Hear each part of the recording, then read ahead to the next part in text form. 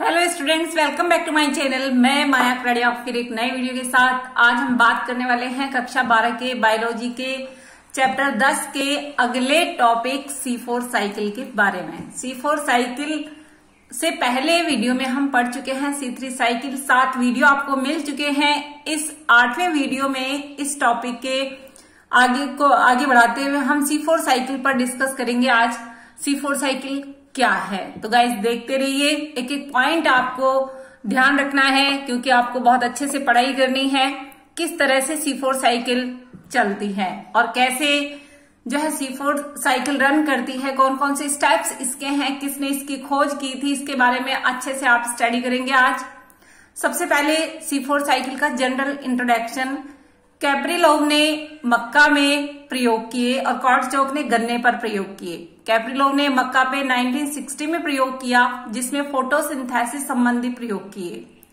कॉर्टचोक ने गन्ने पर प्रयोग किए 1965 में। कॉर्टचोक उनके साथी थे जिन्होंने फोटोसिंथेसिस संबंधी प्रयोग किए और उन्होंने देखा कि CO2 एसिमिलेशन के फलस्वरूप प्रथम स्टेबल प्रोडक्ट बनता है वो 4 कार्बन परमाणु युक्त ऑक्जेलो एसिटिक अम्ल बनता है। कौन सा होता है?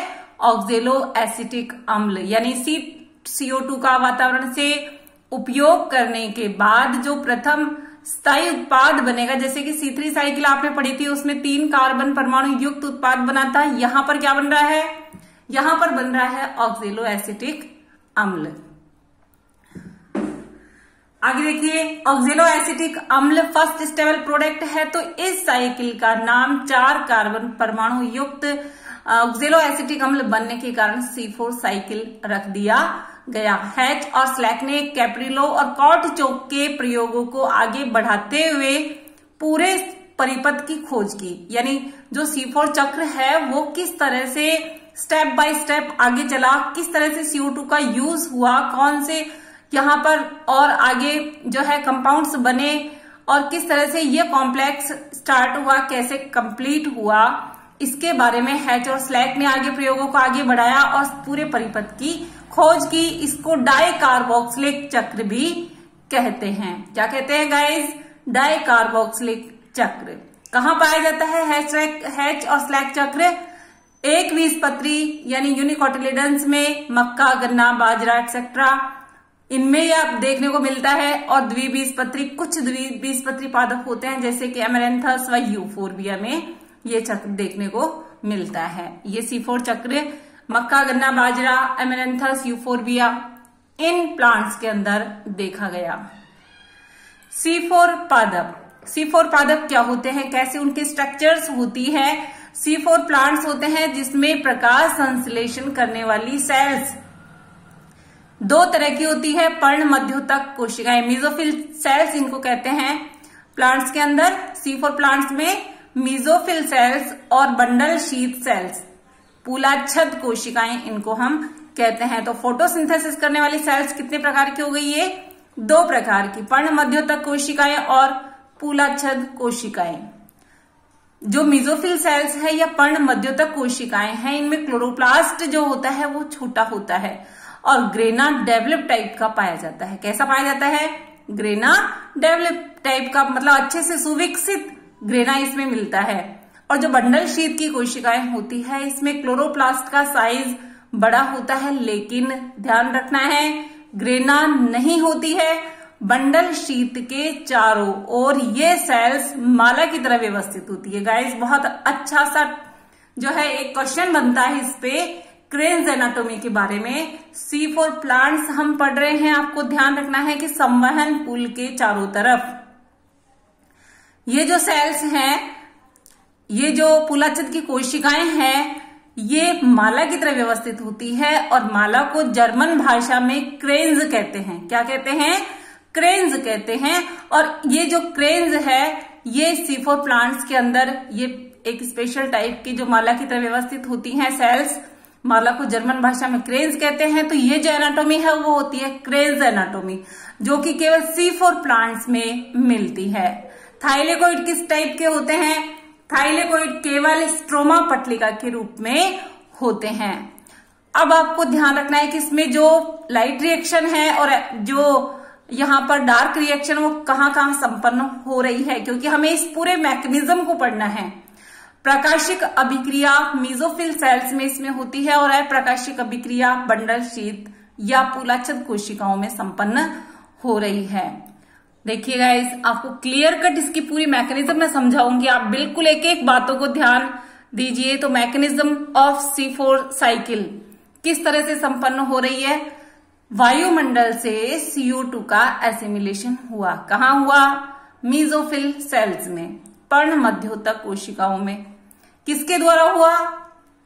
पेप यानी कि फास्फोइनोल पाइरुवेट के द्वारा ग्रहण की गई। और किसकी उपस्थिति में? पेप कार्बोक्सिलेज की उपस्थिति में CO2 का एसिमिलेशन हुआ, पेप के द्वारा फास्फोइनोल पाइरुवेट के द्वारा ग्रहण की गई और पेप कार्बोक्सिलेज की उपस्थिति में प्रथम स्थायी उत्पाद बना OAA यानी कि ऑक्जेलो एसिटिक अम्ल। कैसा होता है? यह होता है 4 कार्बन परमाणु युक्त, इसीलिए इस साइकिल का नाम पड़ा C4 साइकिल। अब आप आगे देखिए इसका NADPH यहां पर जो है ऑक्सीकृत होकर के NADP+ में चेंज हो रहा है और ये जो है ऑक्जेलो एसिटिक अम्ल इसको रिड्यूस कर रहा है। ये ऑक्जेलो एसिटिक अम्ल रिड्यूस होकर के किसमें कन्वर्ट हो रहा है? मैलिक अम्ल में। मैलिक अम्ल में कन्वर्ट हो रहा है और ये जो प्रोसेस चल रही है स्टार्टिंग की, इस प्रोसेस को आप देख रहे हो कि ये मेसोफिल सेल्स के अंदर संपन्न हो रही है। एक छोटा सा डायग्राम आपको सारा स्टेप समझा देगा, सारा जो है C4 साइकिल क्लियर कर रहा है। इसको आप बिल्कुल ध्यान से देखिए। ये जो है स्टार्ट हो रहा है मेसोफिल सेल्स में, इसके बाद ये जो बना हुआ मैलिक अम्ल है, ऑक्जेलो एसिटिक अम्ल अपचयित हुआ और मैलिक अम्ल में कन्वर्ट हुआ। मैलिक अम्ल जो है बनते ही ये बंडल शीत की कोशिकाओं में आ जाता है। कहाँ आ जाता है? पूलाच्छद कोशिकाओं में। अब देखिए आगे, मैलिक अम्ल पाइरुविक अम्ल में चेंज होगा। कैसे होगा? डीकार्बोक्सिलेशन की प्रोसेस के द्वारा, यानी कि CO2 यहां रिलीज होगी और NADP से वापस NADPH+H+ का फॉर्मेशन होगा। रिड्यूसिंग पावर आ गई NADPH में, CO2 निकल चुकी है, डीकार्बोक्सिलेशन हो गया, पाइरुविक अम्ल का फॉर्मेशन हो गया 3 कार्बन युक्त। आगे यहां देखिए, ये जो CO2 यहां पर रिलीज हुई है, इसका यूज कौन करेगा? RUBP। जैसा कि आप C3 साइकिल पढ़ चुके हो, RUBP इसका यूज करेगा और इसकी एंट्री कहां हो जाएगी? C3 साइकिल में। क्या फॉर्मेशन होगा आगे?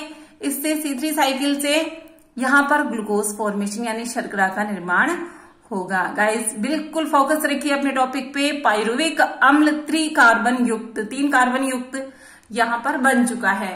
ये जो है ATP का उपयोग करेगा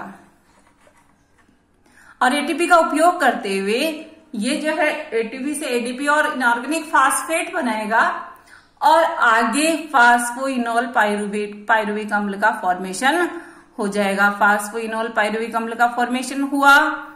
आपने स्टार्ट कहां से किया था? फास्फोइनोल पाइरुविक अम्ल के द्वारा CO2 को ग्रहण किया गया था।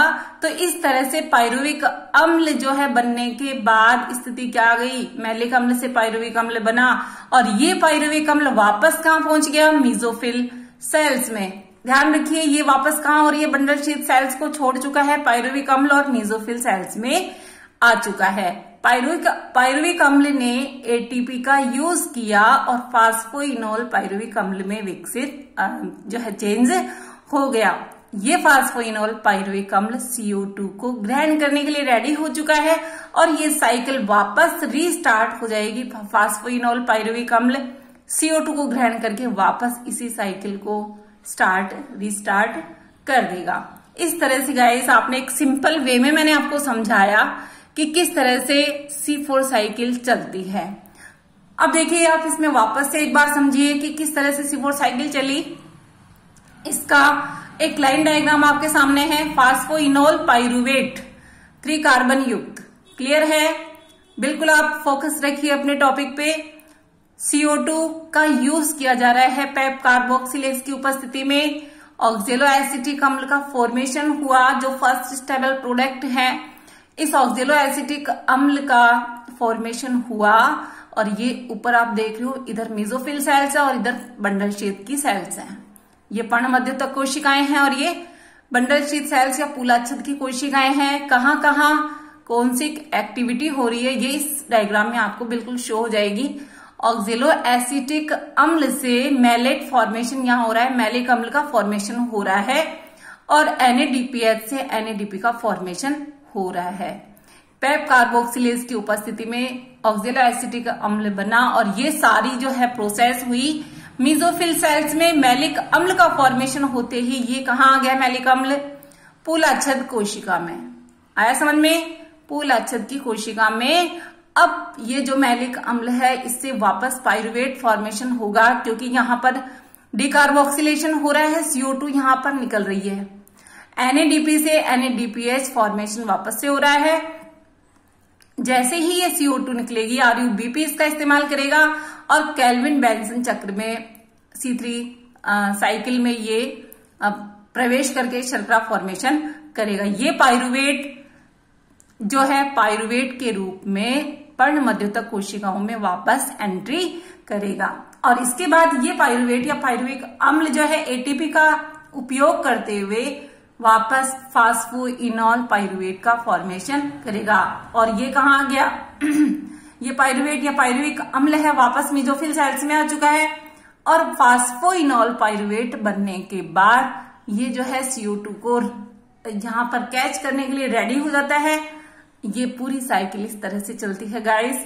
ये बात आपके समझ में आ गई होगी कि कैसे मेसोफिल सेल्स और कैसे बंडल शीथ सेल्स एक दूसरे का यहाँ पर यूज होते हुए इंटरकनेक्ट है और किस तरह से जो है पदार्थ बनते हुए साइकिल आगे बढ़ रही है। आया समझ में? बहुत अच्छा सा टॉपिक है, एग्जाम में आता भी है और आपको इनका बहुत अच्छे से समझना भी है। अब है कि C4 प्लांट्स में और कौन सी विशेषताएं होती हैं। गाइस C4 जो प्लांट्स होते हैं वो अधिकांशतः जीरोफिटिक प्लांट्स होते हैं, यानी कि मरुद्भिद पादप होते हैं। इन्हीं में C4 प्लांट्स की जो ये क्रेन्स एनाटॉमी है वो पाई जाती है। CO2 की कम सांद्रता में भी ये फोटोसिंथेसिस करने में सक्षम होते हैं, यानी कि CO2 की कम कंसंट्रेशन में भी ये फोटोसिंथेसिस की क्रिया कर सकते हैं। यहाँ पर फोटो रेस्पिरेशन नहीं होता है, प्रकाश श्वसन जिसको कहते हैं ये नहीं होता, इसीलिए इनकी प्रोडक्टिविटी ज्यादा होती है। C3 पादपों से ये ज्यादा जो है उत्पादकता देते हैं।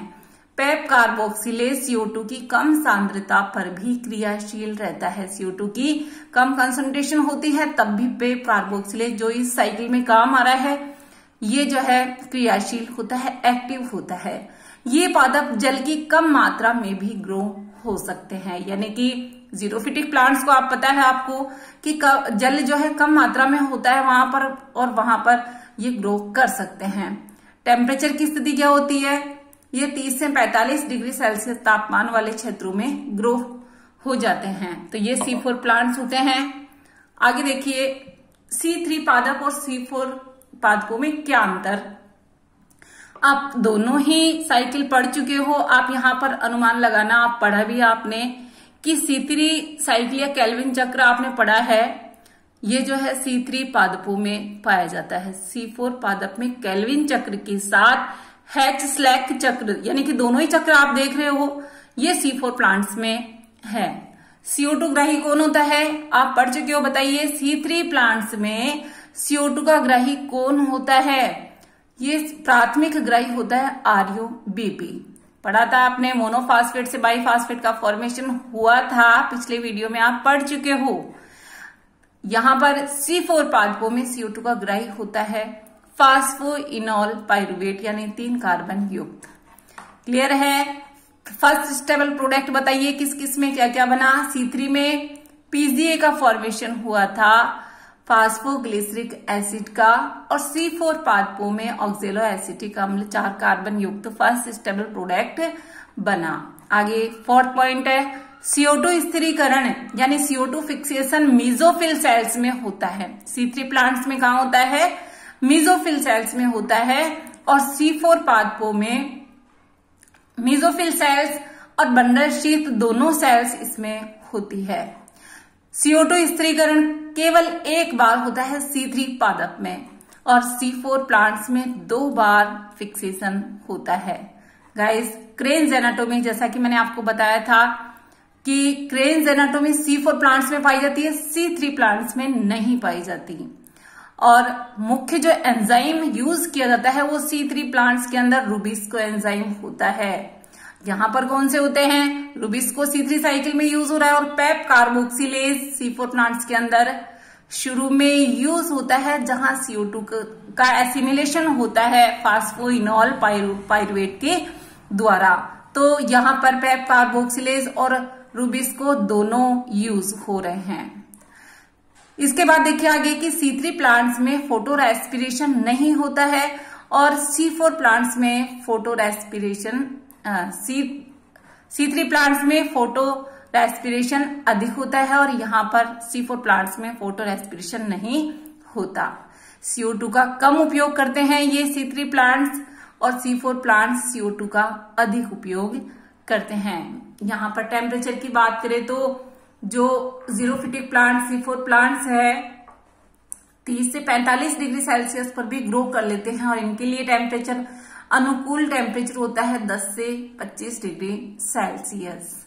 ये जो है टेम्परेचर में डिफरेंस और जीरोफिटिक प्लांट्स के अंदर क्रेन्स एनाटोमी और केल्विन चक्र के साथ हैचलैक चक्र C4 प्लांट्स का जो है एग्जाम्पल है। और ऑक्जेलो एसिटिक अम्ल आप देख रहे हो कि प्रथम ग्राही है इसका, केल्विन चक्र के अंदर PGA है और ये आप पढ़ चुके हो।